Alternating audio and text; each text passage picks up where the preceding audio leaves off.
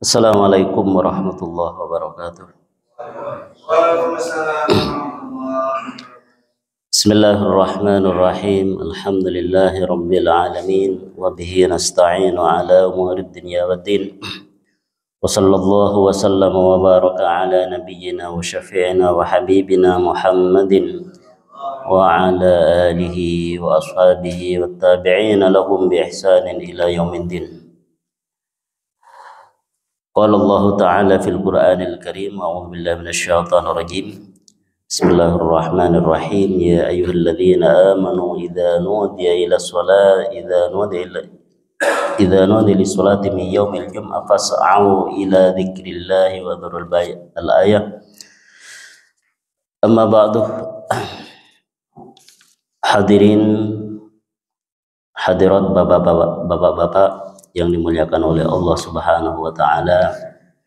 Alhamdulillah, kita bersyukur kepada Allah Subhanahu wa taala di mana pada kesempatan kali ini atas izin Allah kita diberikan kesempatan, diberikan kesehatan sehingga kita dapat melaksanakan kewajiban yaitu sholat subuh. Dan alhamdulillah kita laksanakan dengan berjemaah sebagai sholat yang fadilahnya luar biasa besar, di mana sholat sunnah sebelum subuh saja itu dikatakan oleh Rasulullah Sallallahu Alaihi Wasallam lebih bagus dari dunia dan isinya. Kemudian setelah kita melaksanakan ini masih kita diberikan kesempatan oleh Allah Subhanahu Wa Taala. Kita diberikan kemauan untuk meluangkan waktu kita beberapa menit atau beberapa jam. Insya Allah luar biasa kebaikan ini. Semoga selalu bisa dilaksanakan di masjid yang kita cintai ini, yaitu Masjid Al-A'raf. Semoga semuanya diberikan kesehatan, juga diberikan keberkahan dalam hidup kita. Yang alhamdulillah ini dilaksanakan setiap subuh ahad ya, setiap subuh ahad. Ini luar biasa kebaikan walaupun hanya sebentar, bahkan walaupun hanya menyampaikan satu ayat saja, kita sama-sama mendengarkan, sama-sama belajar, ataupun bahkan satu hadis saja. Ini sangat luar biasa. Begitulah cara Islam itu menjadi abadi. Agama kita itu menjadi abadi karena selalu disampaikan dari generasi ke generasi. Ini sangat luar biasa, dan insya Allah pahala yang luar biasa menunggu dari Allah Subhanahu wa taala. Kemudian juga salawat dan salam semoga selalu tercurah limpahkan kepada Nabi kita, Nabi besar Muhammad Sallallahu Alaihi Wasallam, serta segenap keluarganya dan para sahabatnya dan tabi'in serta orang-orang yang mengikuti mereka hingga hari kiamat, yang insya Allah juga termasuk kita. Semoga kita juga termasuk dapat limpahan salawat dan salam. Bapak-bapak, ibu-ibu yang dimuliakan oleh Allah Subhanahu wa taala, ada ya ibu-ibu ya? Jadi kita masih selalu semangat untuk mengikuti kajian ini insya Allah. Dan bukan bukan hanya seberapa besar yang pengetahuan yang dapat kita dapat, tapi ini sebenarnya sebuah kebaikan yang perlu kita selalu lestarikan ya. Selalu kita lestarikan.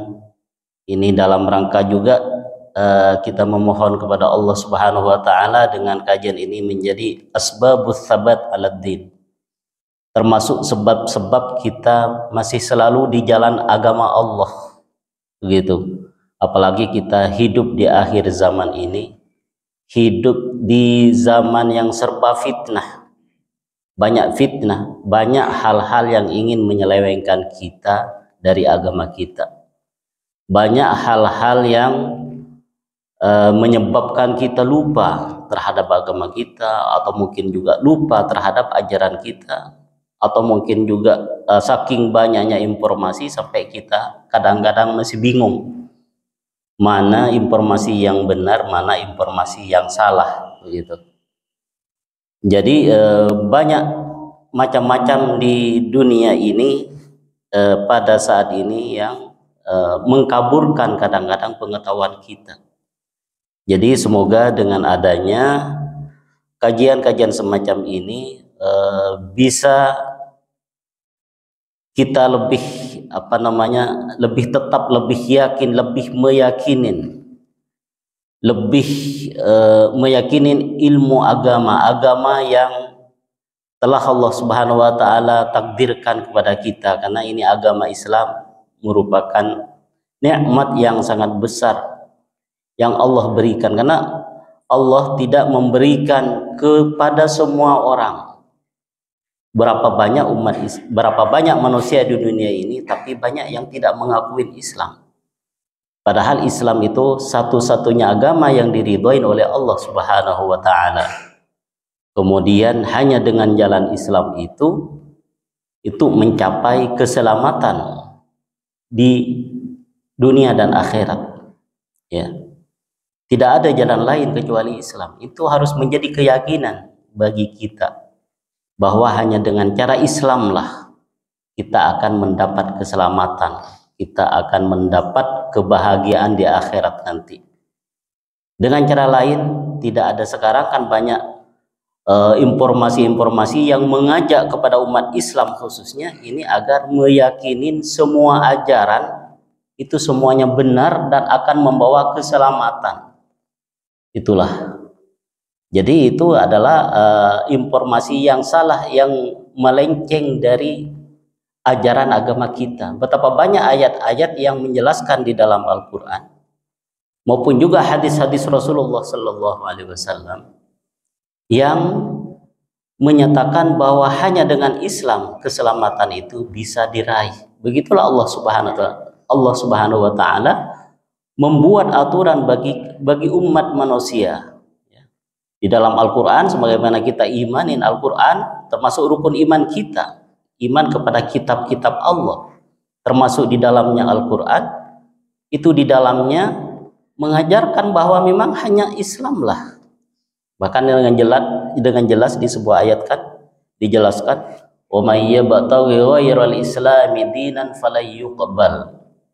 Barang siapa yang mencari agama selain agama Islam, wa may yabtaghi ghairal Islam, selain Islam, mencari aturan, mencari panutan sebagai panutan agama, mencari agama selain Islam, fala yuqbala minhu, maka ia tidak akan diterima oleh Allah, tidak akan diterima selain Islam itu. Wa huwa fil akhirati minal khasirin, dan dia di akhirat termasuk orang-orang yang merugi. Oleh karena itu hadirin hadirat sekalian, kita perlu melestarikan, kita perlu meluangkan waktu walaupun sedikit ini pada kajian-kajian semacam ini. Untuk hari ini yaitu saya akan menyampaikan tentang kitab Bulughul Maram, yaitu kitab hadis yang dikumpulkan oleh Ibnu Hajar ya. Jadi mengambil beberapa hadis dari sumber-sumber hadis. Sebagaimana kita tahu bahwa sumber hadis itu seperti Imam Bukhari, ada hadis Imam Muslim, kemudian Sunan Tirmidzi, Sunan Nasai, Abi Daud, dan Ibnu Majah. Begitu juga kitab Musnad Ahmad dan lain semacamnya. Ada Baihaqi juga. Ini ditulis di dalam kitab Bulughul Maram. Ya, jadi Bulughul Maram adalah kitab beberapa hadis yang sebagaimana kita ketahui bahwa hadis itu adalah merupakan informasi mengenai Rasulullah Sallallahu Alaihi Wasallam. Makanya di situ informasi itu ada yang benar, ada yang tidak, ya. Jadi ada yang benar, ada yang tidak informasi. Jadi hadis, dikatakan hadis itu ada yang benar, ada yang tidak. Apa maksudnya? Jadi informasinya, berita tentang Rasulullah, berita yang memberitakan tentang Rasulullah itu ada yang benar, ada yang tidak. Kalau yang benar itu dikatakan hadis sahih, kalau yang tidak maka dikatakan hadis dhaif. Hadis sahih ataupun hadis hasan, sahih itu kan yang benar, valid, itu benar dari Rasulullah. benar bahwa Rasulullah mengerjakan demikian, tapi juga ada yang tidak valid, jadi lemah, kevalitannya masih perlu ditanyakan. Jadi bukan hadis Rasulullah, bukan sabda Rasulullahnya yang tidak benar. Kadang-kadang ada orang itu sempat berpikir, kok bisa hadis Rasulullah itu lemah, begitu. Kok bisa hadis itu lemah?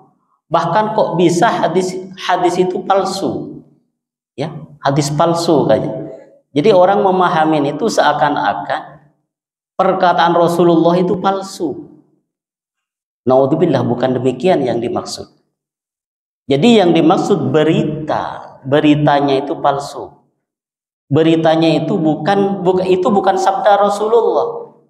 Kalau informasi itu dikatakan sabda Rasulullah, berarti itu palsu. Gitu.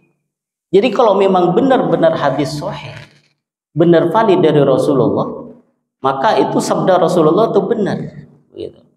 Banyak sekali itu sabda Rasulullah yang menunjukkan kebenaran apa yang disampaikan oleh Rasulullah Sallallahu Alaihi Wasallam, karena apa yang disampaikan oleh Rasulullah Sallallahu Alaihi Wasallam itu merupakan wahyu, bukan dari hawa nafsunya Rasulullah, bukan dari Rasulullah pribadi, tidak, tapi merupakan wahyu yang diwahyukan oleh Allah kepada beliau, baik melalui malaikat Jibril ataupun dengan media-media yang lain seperti dalam mimpi beliau, wahyu gitu. Jadi banyak sekali terbukti, seperti umpama contohnya kebenaran sabda Rasulullah pernah bersabda mengenai mencontohkan tentang sedekah. Apa sabda beliau tentang sedekah? Di antaranya, mana kosomalun min sedekah, harta tidak akan berkurang karena disedekahkan. Itu. Jadi harta yang disedekahkan tidak akan berkurang. Bahkan orang yang berinfakkan hartanya itu didoakan oleh malaikat agar hartanya itu ditambah. Begitu. Kemudian sebaliknya, orang yang tidak mau menginfakkan hartanya itu juga agar hartanya itu diseretkan. Itu kebenaran sabda Rasulullah tersebut benar. Orang yang mencoba selalu disedekahkan, harta selalu makin bertambah. Itu kebenaran sabda Rasulullah. Secara akal, apabila harta itu diberi ke orang lain, maka semakin berkurang. Itu secara akal, ya, analisa akal kita manusia. Tapi mengapa Rasulullah itu seakan-akan itu bertentangan dengan akal manusia? Tapi ternyata tidak. Ternyata memang demikian. Ini menunjukkan kebenaran apa yang disabdakan oleh Rasulullah Sallallahu Alaihi Wasallam, bahkan sesuai dengan firman Allah, "Wa ma yantiqu 'anil hawa in huwa illa wahyu yuha." Dan dia Muhammad tidak mengucapkan keluar dari hawa nafsunya, tapi apa yang dia ucapkan tidaklah kecuali merupakan wahyu yang diwahyukan oleh Allah Subhanahu wa taala kepadanya. Kemudian dalam kitab Bulughul Maram ini saya ingin menyampaikan tentang ada sebagian hadis mengenai sholat Jumat. Ini juga banyak telah kita tahu, tapi bagaimana hadis-hadis Rasulullah Sallallahu Alaihi Wasallam berkaitan dengan sholat Jumat? Nah, ya, sholat Jumat adalah sholat yang diwajibkan, wajib bagi umat Islam, laki-laki yang telah mukallaf, yang pokoknya yang tidak diwajibkan oleh Allah. Ada beberapa yang tidak diwajibkan. Al-Jum'atu haqqun wajibun ala kulli muslimin illa arba'ah. Ada sebagian yang menyebutkan demikian, ya. Jadi harus dipaksakan untuk melakukan sholat Jumat, ya. Karena ada sebuah sabda Rasulullah Sallallahu Alaihi Wasallam, la yantahiyanna aqwamun an wad'ihim al-juma'at. Hendaklah kaum-kaum itu menghentikan tidak melaksanakan sholat Jumat beberapa Jumat. Jadi kalau selalu meninggalkan sholat Jumat, hendaklah harus berhenti itu. Jangan dibiarkan selalu meninggalkan sholat Jumat. Atau kalau tidak, ya, aw la yahtimannallahu ala qulubihim, atau Allah Subhanahu wa taala akan menutup hatinya, ya. Tsumma la yakunanna minal ghafilin, kemudian mereka termasuk orang-orang yang lupa. Jadi akan menjadi keras hatinya untuk menerima ajaran-ajaran Allah, untuk menerima ajaran-ajaran agama. Ini dampak dari orang yang tidak melaksanakan sholat Jumat beberapa minggu, beberapa kali, atau minimal 3 kali. Jadi kalau sampai demikian, itu jangan sampai dibiarkan orang meninggalkan sholat Jumat, ya, meninggalkan sholat Jumat. Kemudian di antara hadis-hadis yang ada di dalam Bulughul Maram berkaitan dengan sholat Jumat, ya, saya akan bacakan beberapa hadis.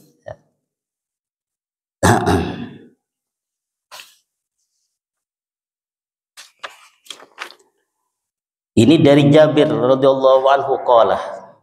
Ada sebuah hadis di sini dari Jabir, seorang sahabat radhiyallahu anhu qala, dakhala rajulun yaumal jum'ah. Ada seorang laki-laki yang masuk masjid pada hari Jumat. Wan Nabi sallallahu alaihi wasallam yakhutubu. Sedangkan Rasulullah sallallahu alaihi wasallam sedang membaca khutbah, sedang menyampaikan khutbah, ada seorang yang masuk. Faqala, lalu beliau bertanya, "Shallait? Apakah kamu telah sholat?" "Shallaita?" "La." Qala, "La." Enggak, katanya. Jadi kemudian kata Rasulullah, qala, beliau berkata, "Kum fasholli rakaatain." Kum, berdirilah engkau, fasholli rakaatain, maka sholatlah 2 rakaat. Jadi intinya, walaupun sedang khutbah, orang yang masuk masjid itu sholat dulu, yaitu sholat tahiyatul masjid, ya, sholat tahiyatul masjid 2 rakaat. Karena juga dalam hadis lain Rasulullah sallallahu alaihi wasallam bersabda, "Idza dakhala ahadukum al-masjid," apabila salah satu dari kalian masuk masjid, "fala yajlisanna," maka janganlah sekali-kali duduk. Jangan duduk dulu sebelum hatta yusolli rakaatain, sebelum sholat 2 rakaat. Jadi sholat tahiyatul masjid, ya, diambil kesimpulan oleh para ulama. Ini berbeda pendapat dalam memahami hadis ini. Ada ulama yang mewajibkan malah. Jadi kalau masuk masjid harus sholat, ya, harus sholat dalam masuk masjid. Kalau tidak ada sholat seperti sholat rawatib, sholat maka sholat tahiyatul masjid, atau sholat tahiyatul masjid dulu baru sholat rawatibnya. Begitu. Jadi ada ulama yang menyimpulkan itu wajib, ya, wajib sholat rawatib. Ada juga yang tidak mewajibkan tapi sangat dianjurkan untuk melaksanakan sholat 2 rakaat tahiyatul masjid. Sampai ketika Rasulullah sallallahu alaihi wasallam baca khutbah saja ada orang yang masuk, maka disuruh sholat dulu. Kamu berdiri dulu lalu sholat 2 rakaat, gitu. Kemudian di sini permasalahannya, ada juga permasalahan ketika orang masuk masjid ketika adzan yang kedua, imam sedang sudah mau membaca khutbah, itu yang banyak. Bagaimana kalau dalam posisi demikian? Apakah nunggu selesai adzan dulu, ya, baru sholat 2 rakaat, atau langsung sholat 2 rakaat? Nah, ini. Jadi kalau ketika khutbah itu yang bagus ketika sholat Jumat, ya, adzan itu sholat. Ketika walaupun adzan, sholat 2 rakaat tahiyatul masjid. Biarin adzan, tidak usah tidak usah menjawab orang yang adzan.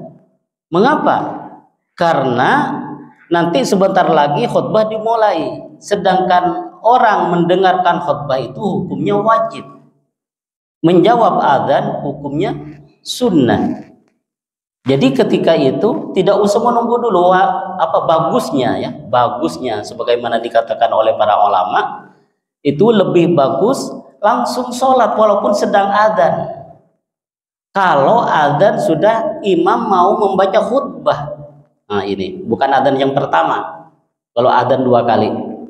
Kalau adzan 2 kali. Ya. Jadi kalau sudah imam ingin menyampaikan khutbah, langsung masuk masjid ketika adzan, maka langsung sholat tahiyatul masjid. Alasan para ulama karena menjawab adzan itu sunnah, sedangkan mendengarkan khutbah itu wajib, begitu. Tapi seandainya sholat, seandainya menunggu juga tidak apa-apa, ya. Bukan berarti salah, menunggu juga selesai imam adzan baru sholat 2 rakaat juga tidak apa-apa. Tapi afdolnya, pahalanya lebih bagus, pahalanya lebih utama, itu langsung sholat. Berbeda ketika adzan itu bukan sholat Jumat, adzan zuhur, nunggu dulu adzan maghrib, masuk ke masjid, adzan sedang dikumandangkan. Maka nunggu dulu sunnahnya di situ. Mengapa? Karena sunnah menjawab adzan, ya. Sunnah menjawab adzan. Ini yang pertama. Kemudian yang kedua, hadis-hadis mengenai sholat Jumat. Ini juga yang banyak diperbincangkan di kalangan kaum muslimin, itu sholat sunat sebelum Jumat. Adakah sholat sunat sebelum Jumat?